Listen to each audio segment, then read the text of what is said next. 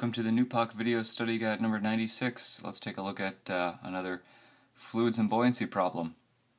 Very similar to the first one we did.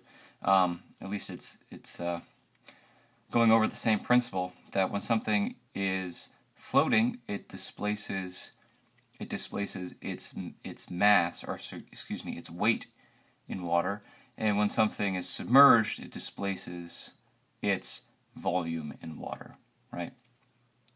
Okay, so this problem asks us if we had a pound of wood and a pound of iron, and we submerged them, or not necessarily submerged, but we placed both of them into a container of water, which container would have a higher water level, right? And these two obviously aren't drawn to scale. A pound of iron is much smaller than a pound of wood, right? Because iron is much more dense, right? But intuitively, again, like the first problem we looked at in this section a couple videos ago, almost intuitively it almost seems like, oh, well, the iron will displace more because it's heavier. It just seems like, wood is just going to kind of float on top and it won't, whereas the iron is going to sink down and displace a lot of water. But it's the opposite that's going to happen. The wood is actually going to displace more water. So let's see why. Okay, so both of these, right, both of these are 1 pound, right?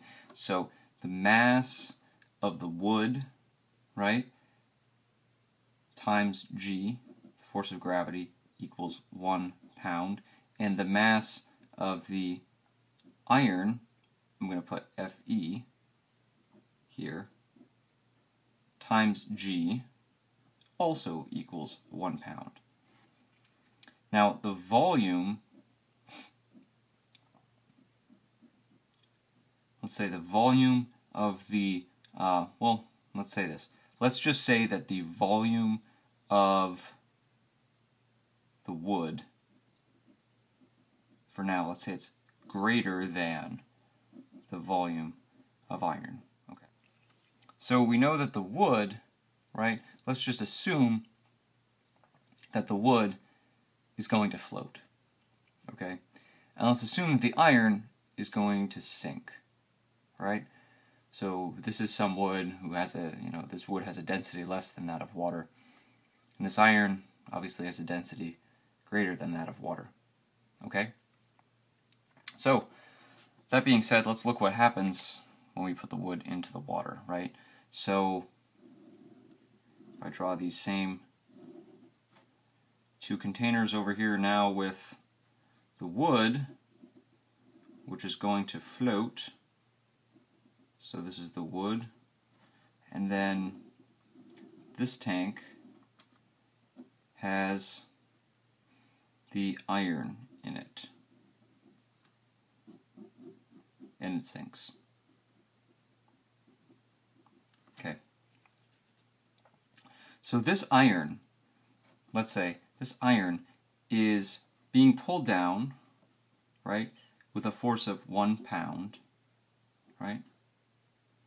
And it's being buoyed up by a force equal to the weight of the water displaced, right?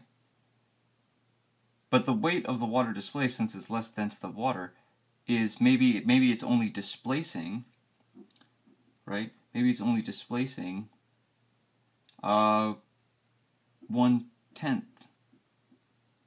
of a pound of water, right?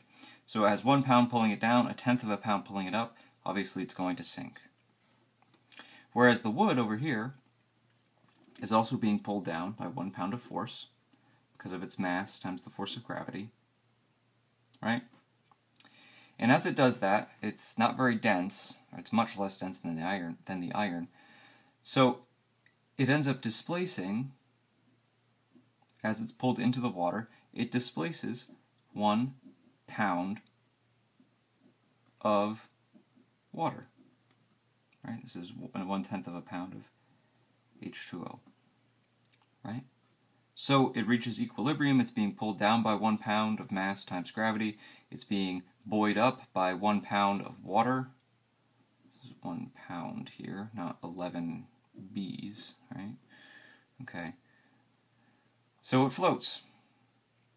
And now if we compare the amount of water displaced, we can see that in the case with the wood, a full pound of water is displaced, whereas in the case with the iron, only 1/10 of a pound of water is displaced.